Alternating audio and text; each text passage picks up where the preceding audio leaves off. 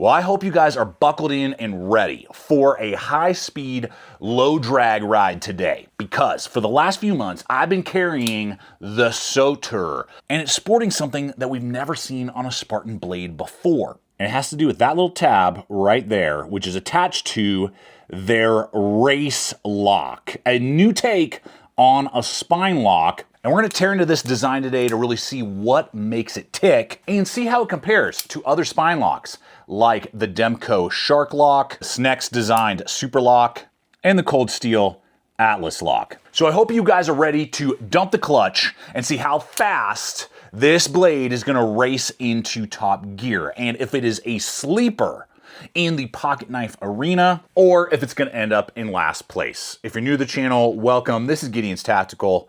Let's dive in and talk some blades. All right, let me finish off my human gasoline here.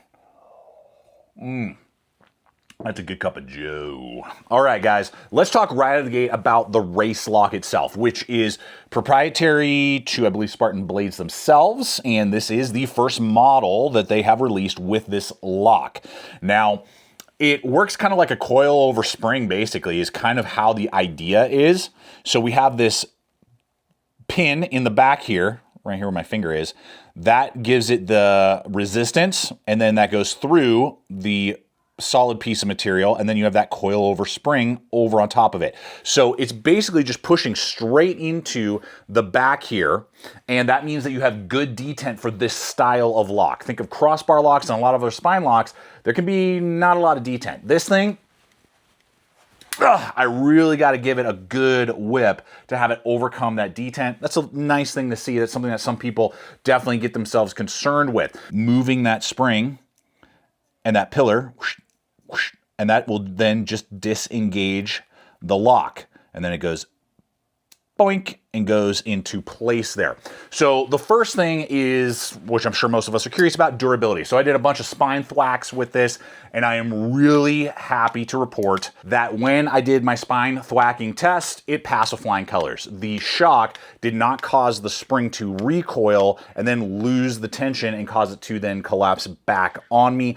That is not something that we should be doing with our folders, any folder, but when we see a brand new lock, I always want to know what kind of the maximum durability of it is, and that's how I've been able to test other blades and see how they work, sometimes fail, and I'm pleased to report, based off of me and my mileage, that it held up great and did not fail one time when I was doing those spine thwacks. Now, I was using cut-resistant gloves. Don't be a dummy. Don't be like, oh, I saw some guy on YouTube, check this out, you know, thwacking this thing. I mean, you know, do everything at your own risk. Let's think before we do something dumb and slice our hand in half. So, how about ergonomics? How does that feel? How does it actuate? Well, the little tab right here is placed exceptionally well. We'll find out if it can compete with some of those well-known ones already, but right there, it just encapsulates my thumb. Even when I'm holding it in a hammer grip, my webbing isn't even touching it. So when I grip it, I'm not even engaging with the lock. And it's just this nice little boxy kind of thing. It's not protruding in different ways. And here's probably the best part. I can just hold the knife like this, move my thumb into this actuation, and then kick back. It's not going to bite me, and I can close it one-handed. And I can do this and do this. And then if I want to have some fun, the location of where it is placed on IKBS ball bearings flies, dude. Fly me to the moon. I mean, that is high-speed, low drag right there all day. And I'm not having to hold it in some awkward format, and it is comfortable because of the ergonomics. The ergonomics of how they design that really, really worked well. So durability, ergonomics, functionality, and everything is right there. So you can easily clean it, work on it, maintain that thing, blow it out, you know, if it ever got gunked up or something. It's not hidden and encapsulated like a lot of other spine locks. So how does this really stack up to these other three before we get into some beautiful blade footage and testing out the grind geometry on this S35VN blade? Well, we're going to get to that in just a second. But I know you guys are pretty astute gear lovers, and I've been getting the question a lot lately, what the heck pair of pants have you been wearing during your gear testing? Well, these pants have really stood out to me for a few reasons. One, They're made out of CORDURA ripstop fabric and have integrated stretch panels, meaning that I get mobility without sacrificing durability. They're also sporting 14 different pockets of different shapes and sizes to be able to carry a plethora of gear.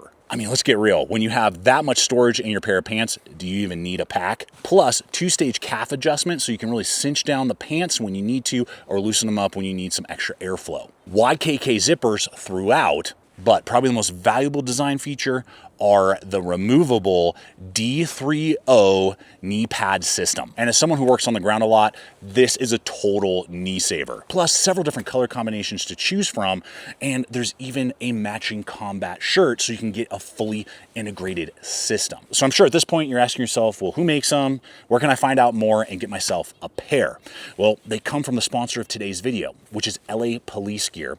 And I'm gonna have a link popping up here, and it's in the description box below as well, over to their site, along with my exclusive 10% off promo code that you can use not only on these pants and shirts, but actually on anything they carry site-wide. So I encourage you guys, check them out and get yourself some epic apparel. Okay, and I apologize, guys. I've had probably a little too much of that coffee, so hopefully it's fun and entertaining to you, because I'm having a blast freaking talking to you about these blades. Okay, first we're gonna look at the Super Lock, which I have on a Civivi.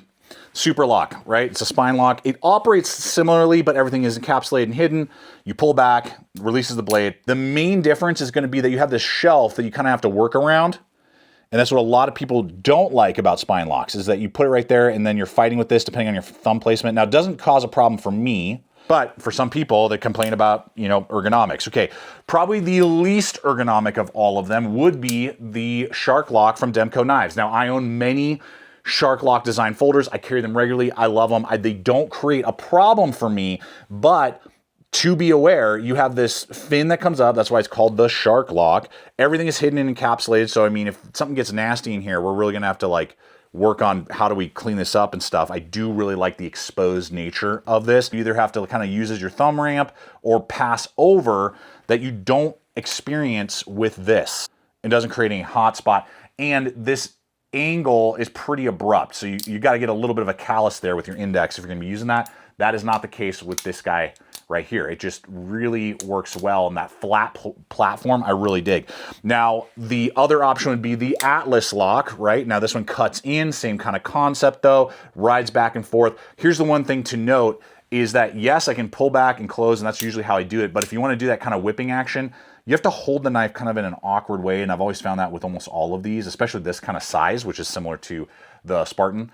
And then you're really off from the blade. So, I mean, not the end of the world. It's definitely ergonomic.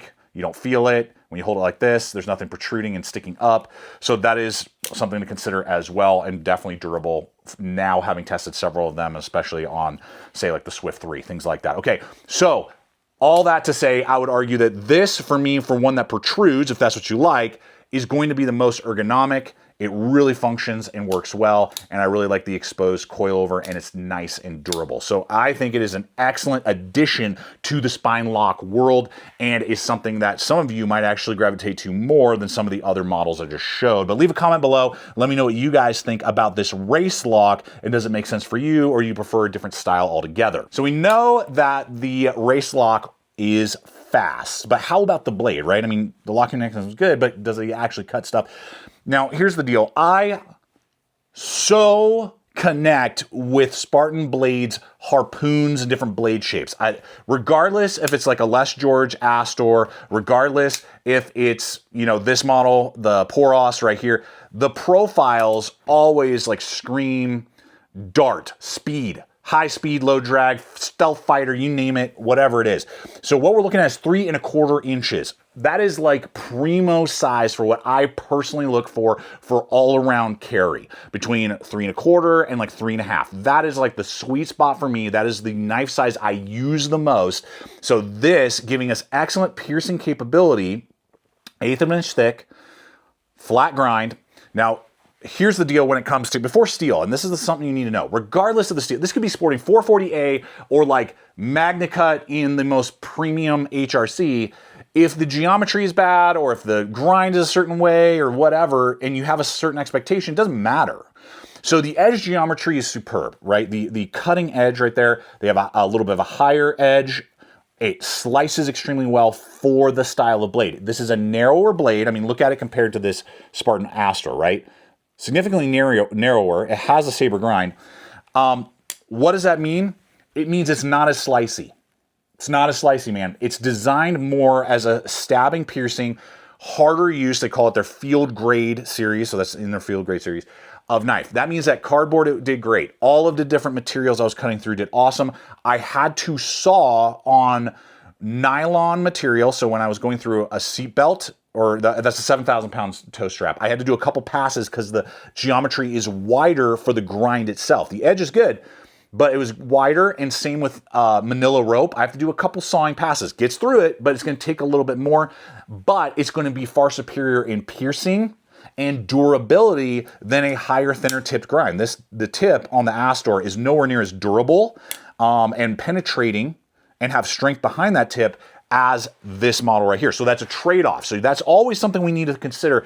How do I want to use the knife? What am I expecting it to do? Am I looking for maximum sliceability? Then you want a thin, high grind. If you want more durability and piercing power, and you're not worried about this thing like snapping a tip or something, now don't treat it like a screwdriver, obviously, but then you want something with a little bit lower grind, a little bit broader in that geometry. So absolutely cuts, opens packaging, cardboard, paracord, all that stuff. But just be aware of that it's not going to slice like a full flat grind, Spyderco.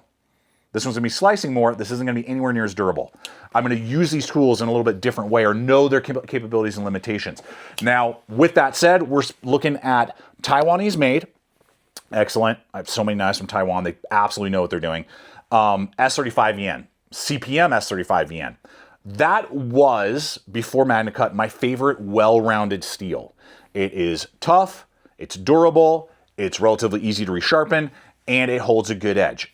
Then MagnaCut came along and just kind of took all of those factors and then kicked it up to 11. So I have no problem with S35 yen. It's been one of my favorite steels for years and continues to be that, and it helps kind of validate cost sometimes, get you into a little bit of a better price point depending on the materials and things being chosen. So that is what this blade is sporting, which is actually what several of these other blades are sporting. Now, I do appreciate Spartan Blades hooking me up with this sample. I was chatting with them and they were like, hey, we saw that you have purchased both of these, the old ASTOR and the POROS. And I was like, yeah, I totally dig those. Like, we have this new race lock. You want to test it out? I was like, 100%. Let's see what it does. So appreciate them sending me this sample to show you guys what it's capable of, what it's limited in. Now, the MSRP is $265, I believe. That's what DLT has it. I found it on sale, this model, for $185 on Knife Center. So I'm going to have links popping up. They're in the description box below as well, over to Knife Center and to DLT. I'll try and see if I can find it anywhere else, but you can check those out. Just see which one makes sense. This is the blackout. There is a carbon fiber version, so that's something you need to be aware of, and that has some bronze offsets and accents, which are so sick. So at under $200, that is a screaming deal for everything that we're getting: a Spartan-made knife, and then this design, all the accents and features, and S35 yen and all that stuff, and will be competitive, absolutely, with, say, like the Atlas FM1. It's going to be the POROS, which is kind of a liner lock variant. They have very similar kind of vibes to it. 154 cm though, and this one's like 120. So lots of different options there. And I believe the Flytanium Arcade is S35 yen. I think it's Taiwanese made, and around 200. So it's very, very competitive is the point with that. Now, let's talk ergonomics before we button this up. So the monolithic pocket clip adds to ergonomics. It just looks cool. It's got like the Spartan arrow. I believe it's an arrow. Yeah, arrow, not a spear. Kind of engraved there. Really rides well. It's got a little bit of an offset, so it's easier to grab with gloves, things like that. Now, it is ambidextrous, but what I have seen is that because it has this little plate right here, which also is sick, but you have to unscrew that from the inside. So from what I see, you have to disassemble the knife to swap the pocket clip. Not my favorite thing. Always looking out for the 10% of you who are lefties. It's going to require some effort to swap this pocket clip. Now, here's what's awesome. You know me, I'm always griping about lengths of handles, right? They did not skimp on this one, dude. 5¼ inches on this handle means that there is there's a quarter mile. There's a quarter mile worth of real estate, which I love because it means I'm going to give good grip, good actuation of the handle, whether I'm wearing gloves or not. Cold weather, I can absolutely disengage and use this lock as well in cold weather conditions. You know, liner locks, certain other types of locks, sometimes very difficult to manipulate with gloves on. This is absolutely going to be able to be manipulated and gripped with gloves on. We got a nice cutting right here. Now you are pretty far away from the cutting edge. That's just kind of the style of it. I never felt like I wanted to choke up here. Tons of real estate and gives me excellent lockup in every grip. Have I enjoyed carrying it? 100%. Is the race lock a lock we need to see on more Spartan blades? 100%. And I feel like this is absolutely a sleeper. It's kind of blowing my mind that I'm not seeing more people just clamoring for not only this model, but more models to have the race lock. Guys, that's me. That's my mileage, which based off of how high speed we were going today is probably in the single digits. Till next time, I invite you guys to check out the other video, to subscribe. Appreciate your time today. Hope it's been fun, entertaining, and scratch that itch. No knife, no life. Let's go. Later, guys. Till next time, stay equipped, stay prepared. See you out there.